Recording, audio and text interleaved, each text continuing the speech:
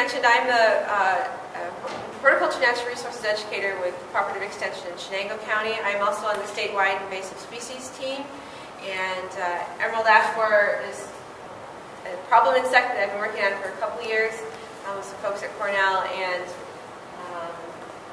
a lot of the stuff that I'm going to talk about, we have a very extensive website that has dozens of pages all about emerald ash borer. I'm going to reference some things, and I'll hold up some stuff. And if you pick up, we've got some stuff in the back, but we have these little bookmarks that have emerald ash borer on one side and a whole bunch of the lookalikes on the back. It has our website on it. A few other things back there that have our website on it. You know, grab 6 or 12 of these and hand them out to all your friends. You can get to pretty much everything that I'm saying today. You know, reference all that stuff on the website. How many of you have heard of emerald ash borer? Very good. So there's a few people that haven't. Maybe you've heard of it a little bit, but you don't know too much about it. Jamie, is there a remote for the... There isn't. Okay, no problem. There is the mouse. Oh, Brett had this. I saw that. Yeah. Brings us along. All right. Okay. So, what is the emerald ash borer? This is a small green beetle, half inch or so, metallic green, and it feeds, the larval stage of this beetle feeds on the cambial layer of ash trees. So that's the growing layer in between the bark of the wood. And it pretty much was going to kill all of our native ash trees. All of our ash trees have no inherent resistance to this insect since it is not from here. This is the type of damage that it does. This is the larva. As it feeds, it winds back and forth in a serpentine pattern under the bark, effectively girdling the tree, cutting off the flow of nutrients. Once emerald ash borer is established in a tree, after a few years, you start to see tree mortality. And so this is these are small trees, obviously, so it didn't take as long as it would with a larger tree, but this is the almost ultimate result. We're on our way there. Some more examples of what these trees start to look like as they die. And this is really the ultimate result of what happens with many of the ash trees. These all came out of communities. These street trees, park trees, etc. They were marshaled together for disposal. What does it mean for us here in New York State? This is a non-native insect. It has no native predators. There's nothing to keep it in check, like all of the natural predators that feed on ash trees that we currently have cycles that keep them, a little bit here, a little bit there. It might cause a little bit of mortality in certain areas, but they're going to phase out as their predators catch up to them. The invasive insects coming from somewhere else have nothing like this. So we have, across New York State, 1 in every 14 trees is an ash tree. And these trees are everywhere. They're in our woodlots, they are on our streets, they're in our parks, they're in our front yards. And the emerald ash borer puts all of these trees in danger. Basically, the borer will kill all these trees unless individual action is taken. This is the distribution of ash throughout the country. It was first found here, and I'll show you some distribution maps of the insect. But basically, the eastern half of the U.S. has a very high population of ash trees. There are some western ash trees. But New York State, by and far, has the highest amount of ash by percentage of forest area than any other state. And so it's going to impact New York harder than it's hit even Michigan, where it started. The life cycle of the beetle, the adults lay eggs mid to late June, and they're very tiny, one millimeter, small brown little eggs. They hatch. The larvae tunnel down using the natural fissures of the bark. They tunnel into the bark and start to grow. As they feed, they do this serpentine pattern back and forth. This is, of course, just one insect, but as you get multiple up together, the galleries overlap, and that's what cuts off the flow of water and nutrients. They stay in the larval stage for over 300 days. And then in late spring, those larvae go into a pupa. And here's just more pictures of the larvae. This is where there's a lot of galleries coming together. Just in this picture alone, there are 1, 2, 3, 4, 5, 6. There's probably more, 7 larvae. This and this spot here was where this was cleared off, where the larvae was peeled away. We do have some native ash borers. One of the big differences between the emerald ash borer and our native ones is they larvae, and especially when it's easier to see when they're larger, they have this nested bell pattern where they're like funnels stacked on each other. And so that's an easy identifier. They stay in the larval stage for about a year, and then sometimes in the late winter or sometimes in the early spring they go into a pupal stage, pre-pupa, and then a pupal stage. Pupa is about a month. They can often overwinter in this stage. We have 1 and 2 year life cycles. Some larvae will stay in the tree for 2 years before they pupate. And then they pupate or transform into the adult beetle, and they emerge from the tree. When they emerge, they have these D-shaped exit holes, and this is another very characteristic feature that we look for. They're flat on one side. And all the beetles in this group, the metallic boring beetles, have this D-shaped exit hole. The one you might be familiar with is the bronze birch borer. That is a native beetle that feeds on birch trees, but it's in the group. They look very similar. Here's another example of that D-shaped hole. This is a woodpecker foraging hole, and we'll talk more about woodpeckers in a minute. Here's the adult. It's a beautiful insect as insects go. It's this dark green color, shiny. The abdomen is a coppery purple color, and they don't bite. As adult insects go, they're very pretty to look at. The adults do feed on the leaves, and so you will see some minor leaf feeding, but usually it's not something that is noticed as a sign of the insect being there.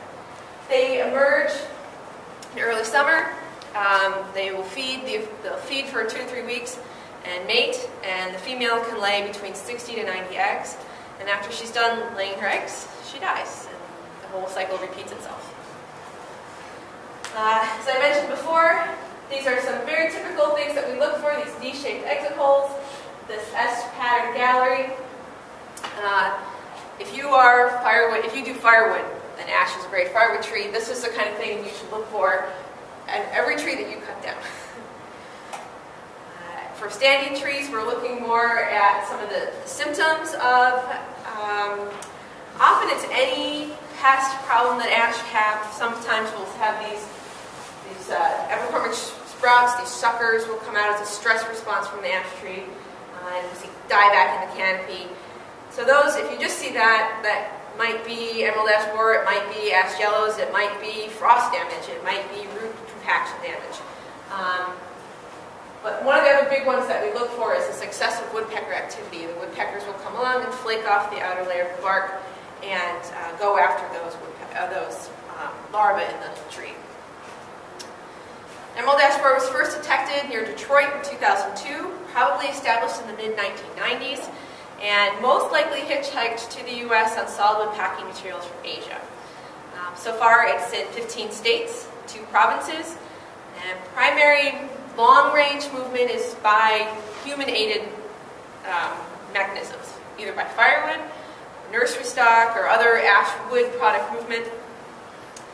They do fly. They will fly generally less than 2 miles per year.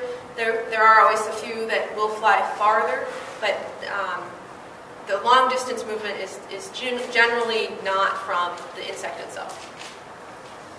Here's our sequence. So this is known populations.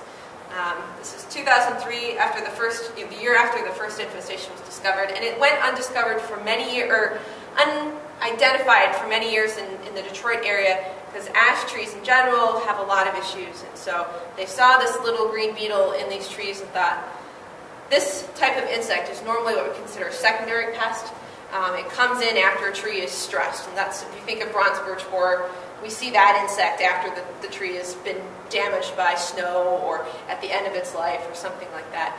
So this whole family of insects operates like that. So they saw this little green guy and thought, oh, he's a secondary pest.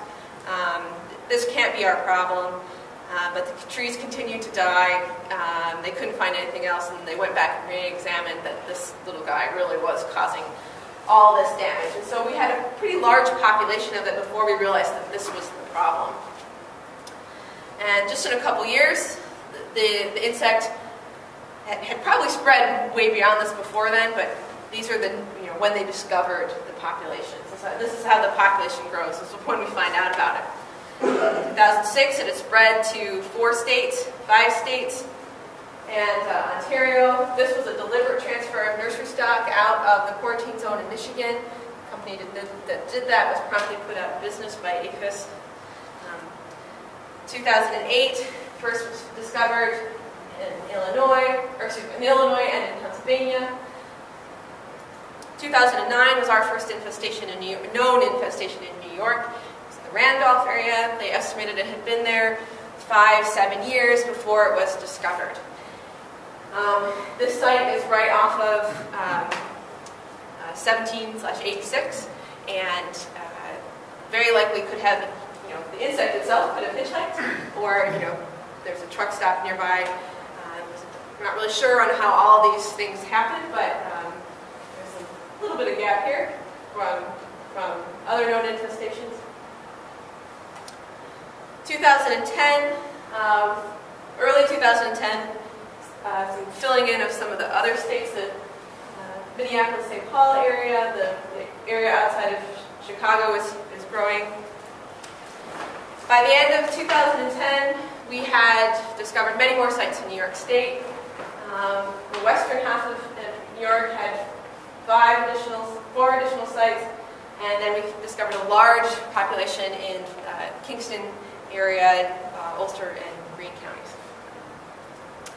And then this year, I think I can safely say we're relatively lucky in that most of the new finds were already within the quarantine zone in areas not far, mostly from current populations.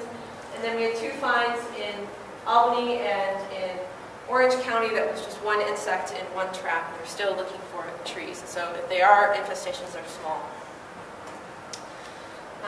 This is where we stand in New York State now. These purple traps are ones where there's just the 1 insect without trees that we found.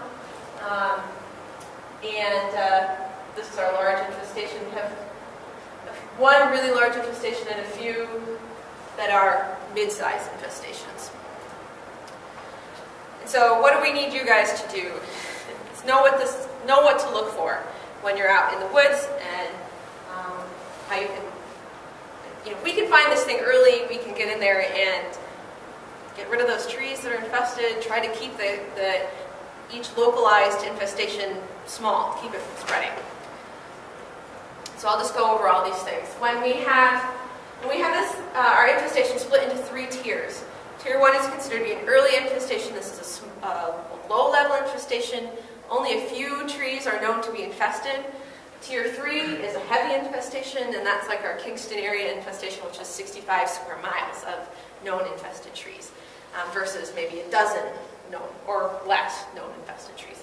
So at the different infestation levels, we'll see some different signs and symptoms, and I'll go through them. But the early infestations, we see the things that happen early on when a tree is starting to decline.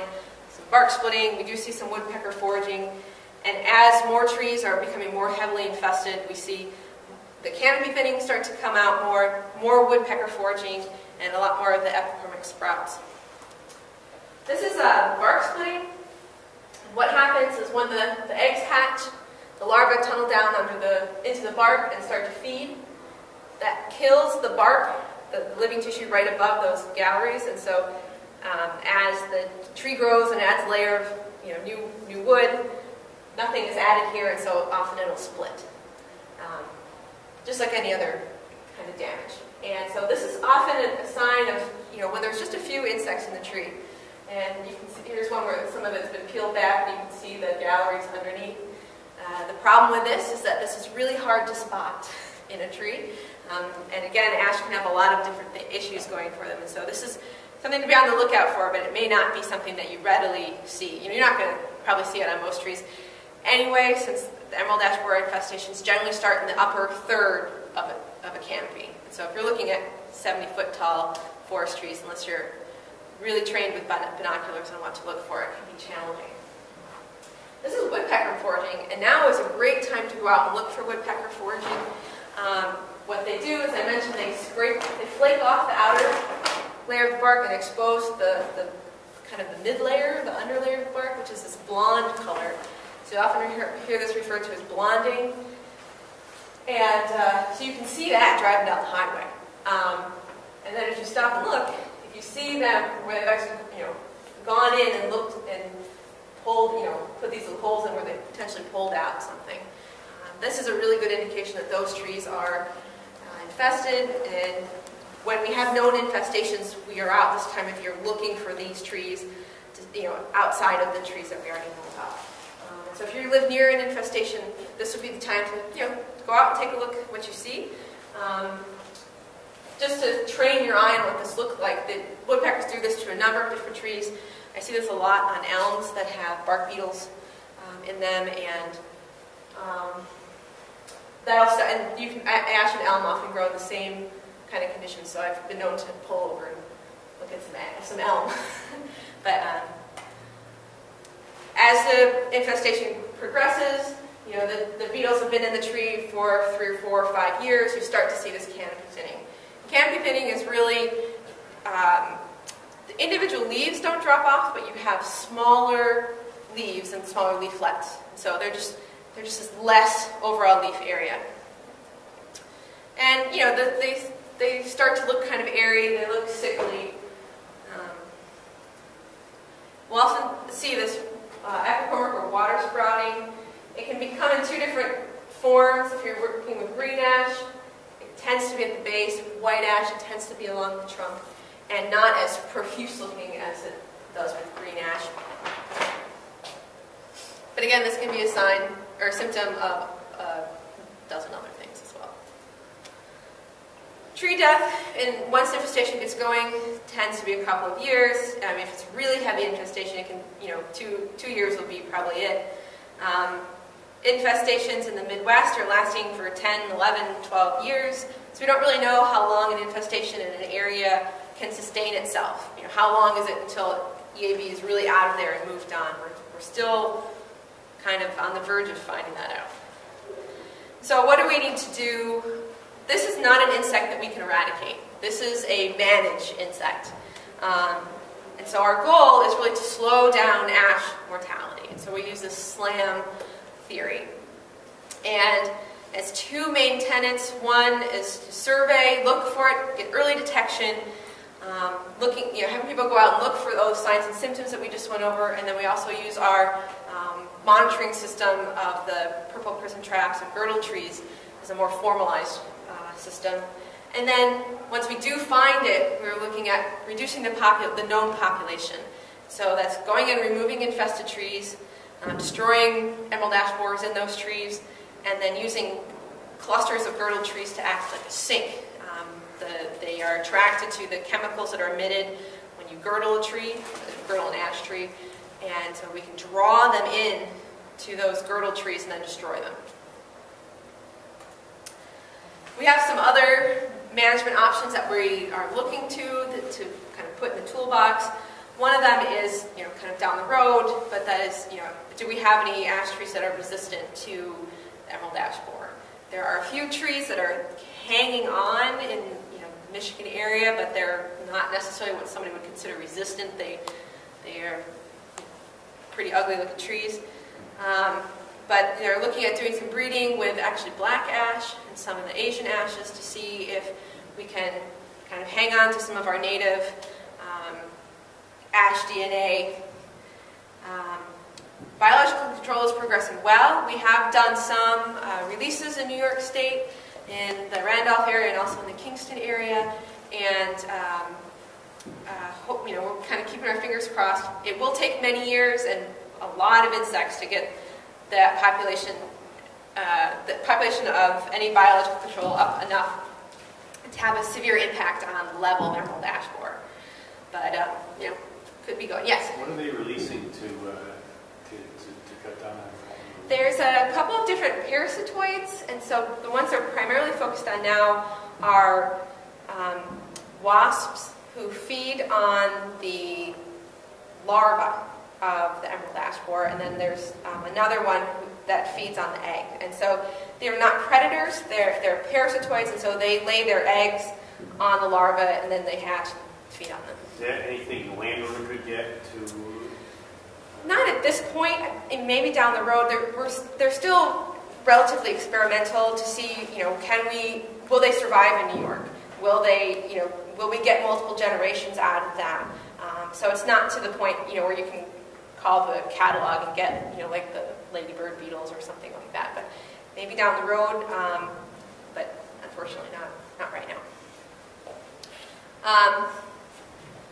One of the things that has been tried many times in the Midwest, which is fortunate for us because we're kind of learning from what they tried in places like Michigan and Ohio, silvicultural practices, woodlot management practices don't work at keeping emerald ash borer out of a stand. You can't thin a stand and improve the health of your ash trees and have them repel emerald ash borers. Doing things like cutting swaths of ash trees down to create a buffer or fire break. These things just are either already past it by the time that's done, or they can fly beyond it. So those practices have not been necessarily successful. Once you have an infested tree, we can chip it. So we can take mechanical control on a tree-by-tree basis, cut the tree down, chip it, or burn it. Chipping it to 1 inch in 2 dimensions effectively destroys the insect and the habitat that it lives in. And there are pesticides that can be used, insecticides, but we're looking at individual tree-by-tree basis. It's not any kind of forest-wide treatments. We're going to say that woodlot management practices have not been successful. We haven't been successful at repelling EAB, but that doesn't mean that woodlot management's out the window. There are a lot of things that we can do now to prepare for this. Ash is a relatively valuable timber species. If you've never seen it milled into cabinets or wood flooring, missing something. It's beautiful, and it's baseball bats, tool handles, baskets. It's a well-used and often used product, and so we don't want people to. We have to kind of balance what people do, because we want to try and prolong the time that we have ash in our woodlots. We don't want everyone to go out there and cut all the ash trees down and try to get them to market. We don't want to flood the markets, although the markets seem to be holding quite strong. A lot of it is exported to Asia, actually. But we want to keep ash around as long as we can. And one of those reasons is that we might have some resistant trees living in your woodlots that we don't know about yet. We might have 10 years before emerald ash borer gets to your woodlot. It might only be 3 years before it gets to my place, or even only 1 year. But there's a lot of parts of the state that have plenty of time before this is going to become a big problem. Removing all the ash trees in a woodlot won't slow it down.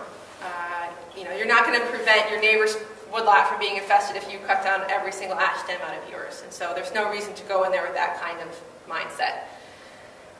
And we don't want people to harvest their ash trees and sacrifice maple or cherry or other valuable species just to get the ash out.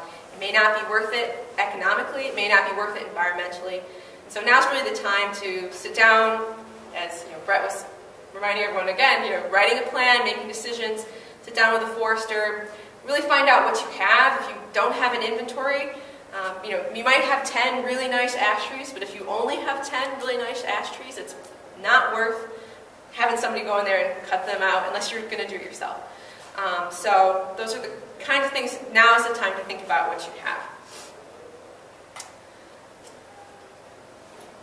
Going back to the other list, and this is something, I guess, if you had 10 really nice ash trees, you couldn't employ this for woodlot trees. We normally think of using insecticides for yard trees and street trees, because you're looking at it on a tree-by-tree basis. And generally, we don't recommend using any until emerald ash borer is close by.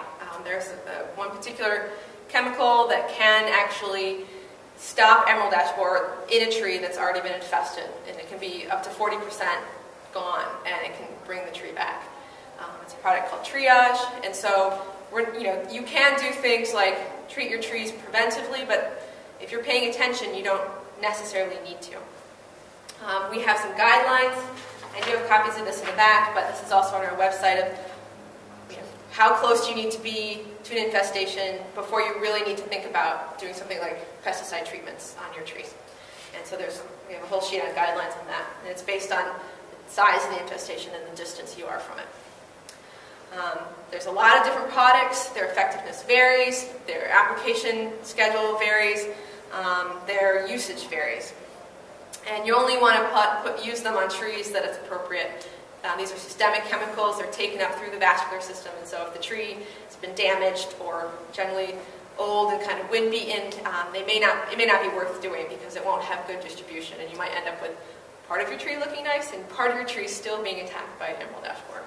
So it's got to be used appropriately.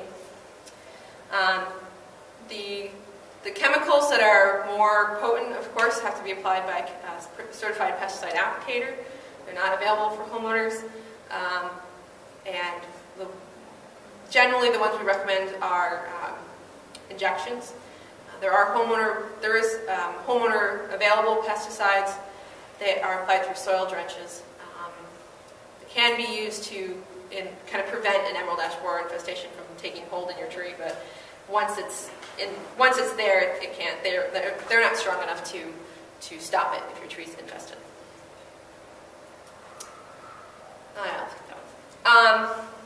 Some other things that we can do to help slow the spread of emerald ash borer and slow ash mortality.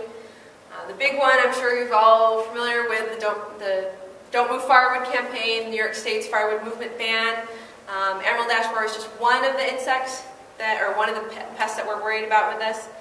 I'm just going to go through my list because I have slides for each one of these. Asian longhorn beetle is also concerned, gypsy moth, oak wilt, sudden oak death. There's a couple dozen things that we're worried about, so don't just think to yourself, okay, I'm not moving ash firewood, so it's not a problem. It could be a big problem. So emerald ash borer was just the thing that got it kick-started in New York State. You can collect ash seeds. If you have some prime specimen ash trees on your property, this might be something you'd be interested in doing. They need a couple quarts off of wild trees, not street trees or yard trees, and they put them in a repository that is managed by NRCS. And so hopefully they can then take those seeds and at some point in the future germinate them and have a future stock or use them for breeding, those types of things. You can help with community planning. Many of our communities, many of the communities you live in or that might be nearby, are going to have to be doing a lot of preparation, deciding what to do with those street trees and people's yard trees and park trees, and they're going to need help from people that know something about trees. A lot of times they have people on their committees that are well-intentioned but know very little about how trees work, and so this might be an opportunity for you guys to get involved. Potentially also help with a volunteer inventory and helping those communities identify what they have and how big those trees are and where there's risk involved.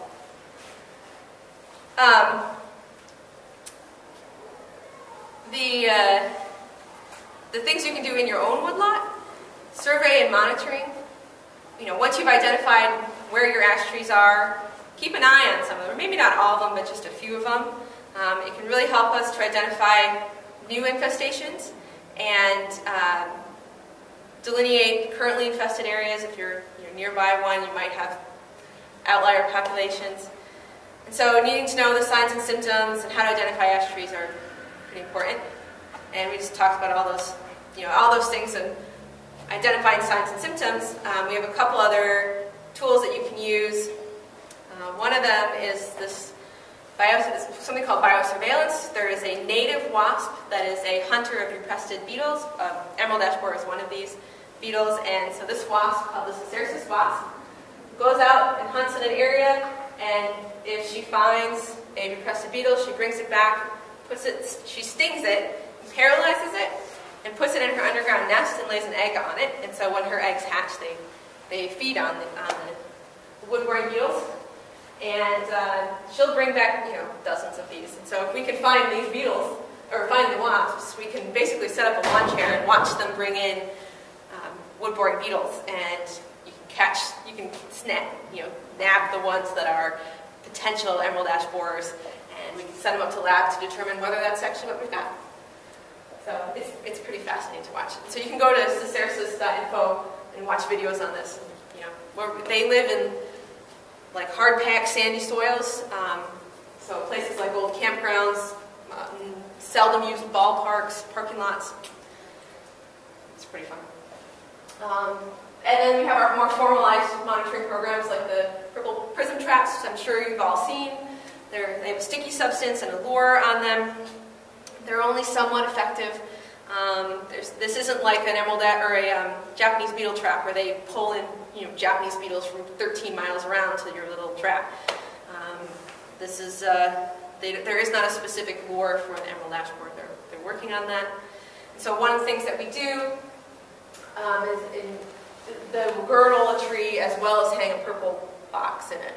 And that girdle attracts the insects to the tree, and hopefully some of them get stuck on that trap while they're there. But then also at the end of the season, they cut that tree down and peel it to see if there's galleries or other signs of emerald ash borer.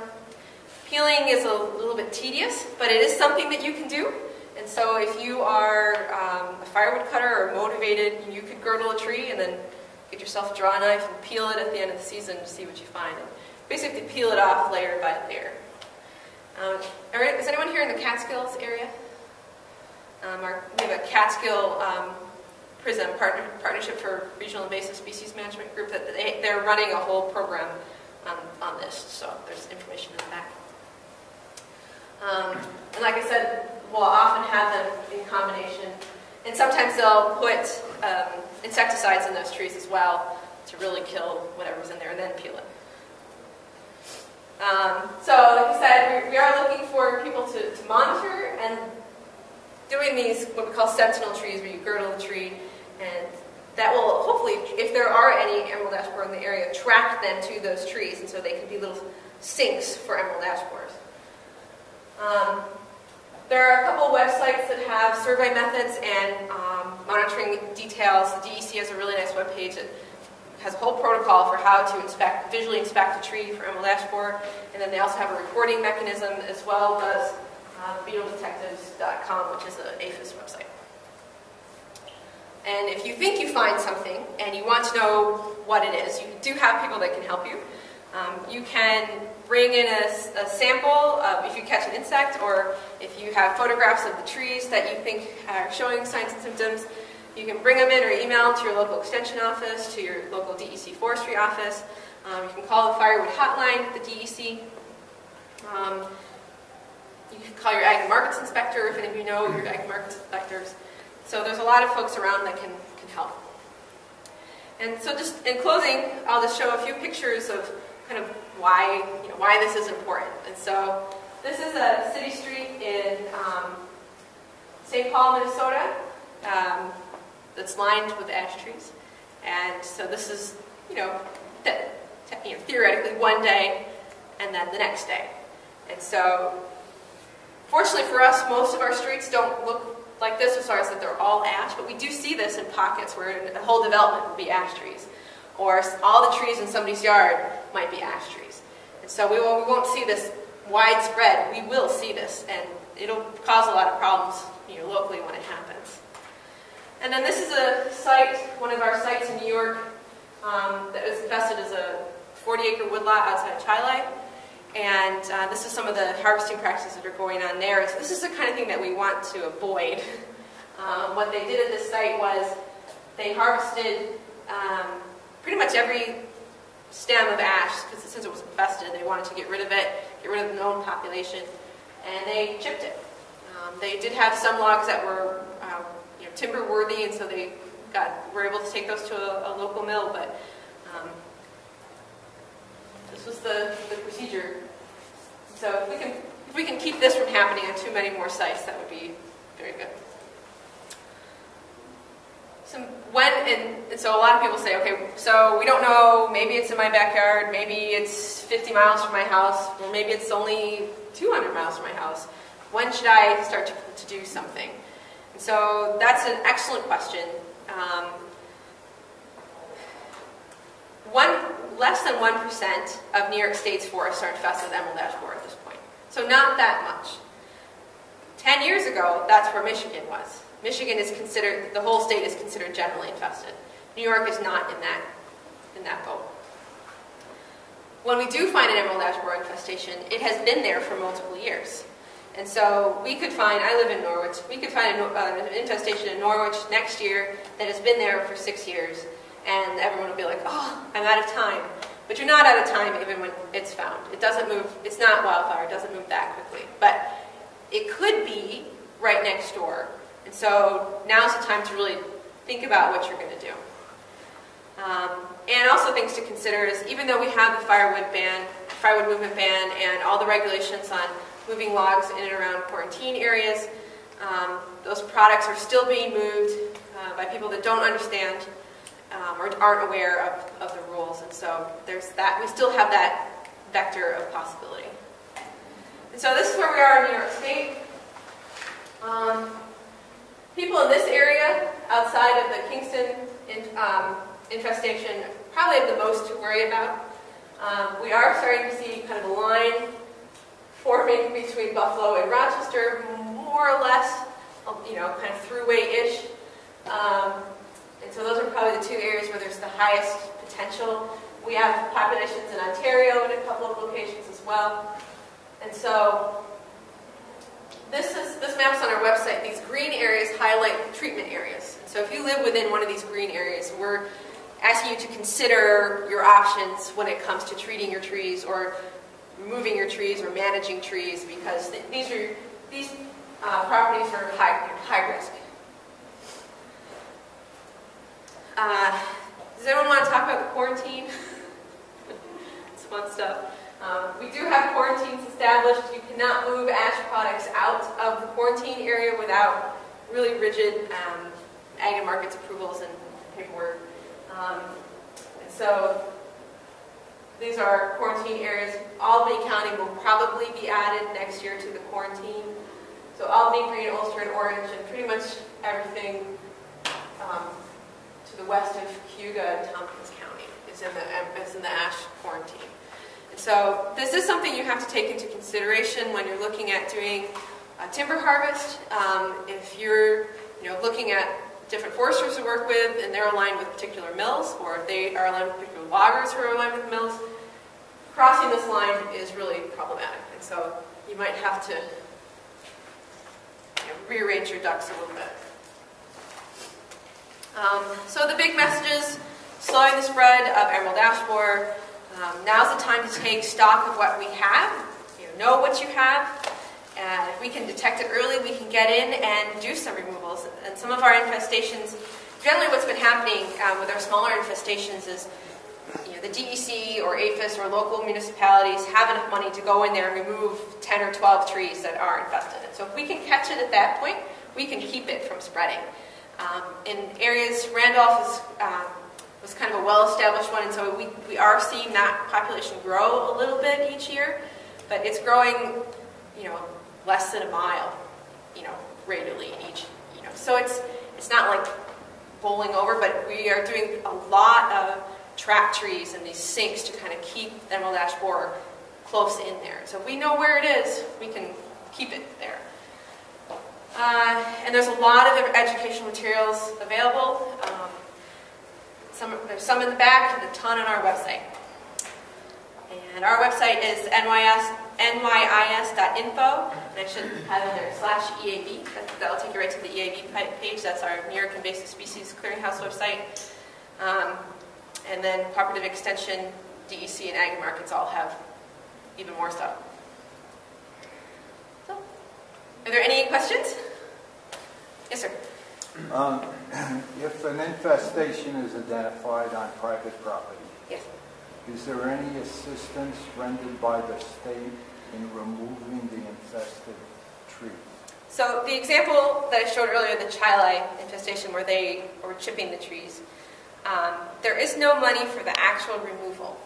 The state can provide planning and coordination help, and so there was a lot of effort that went into finding the mills, finding the guys with the equipment that could do the chipping, helping the landowner not have any expenses from this. You know, they had to get permits to do harvesting, and you know, there's a wetland there, and so they had all these hurdles they had to jump through, and so they provided a lot of that kind of assistance. But there is not direct assistance to the landowner to compensation or to help pay for it necessarily. And so with the chili infestation, they did everything they could to make it not cost anything in the end. So, yes. If you wanted to store ash seeds long term, what would be the requirements? I don't know. Freezer? I don't know if a freezer might be too cold. They do put them in cold storage, and if you go to our website, you can find the link, or go to ashseed.org. That's kind of a shortcut. They describe the process there, and I just don't have it memorized. Any other questions? Are those Yes. purple detection devices available to individuals?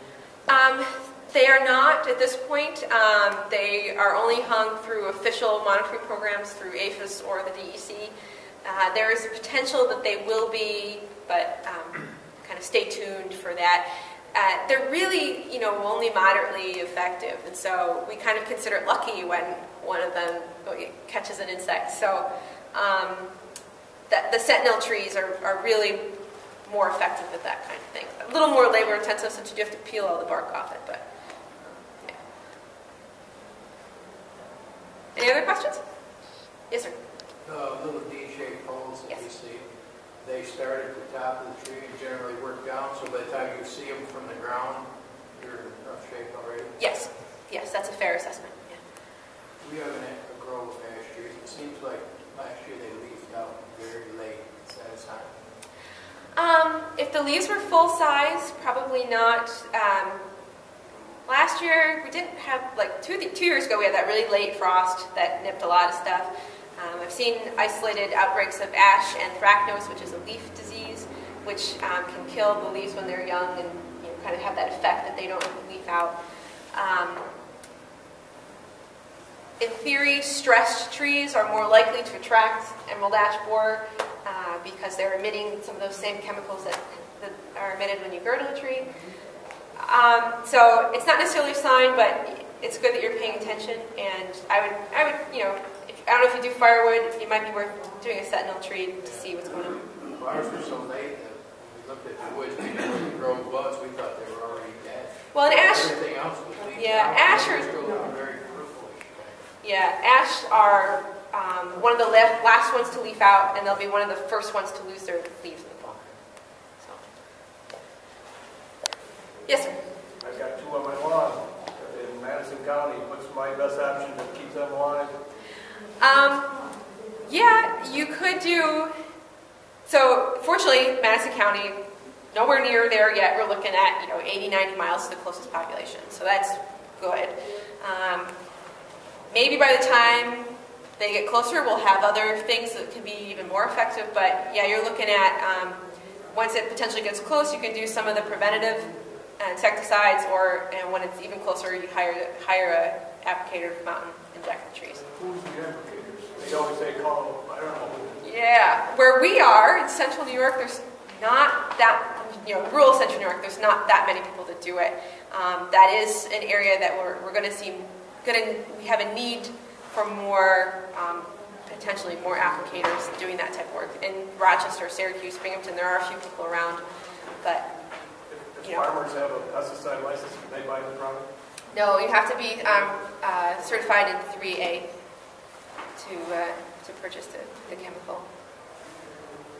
I think. That's a good question, though.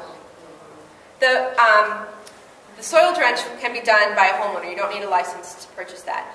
The injectable systems are not something that, you have to have the correct equipment to do it, and so it's usually a couple $1,000 investment in the equipment. So if you're just looking at doing your own, it's probably cheaper to hire somebody out. But actually, let me before I say no, you have to have a 3A. Let me verify that. So.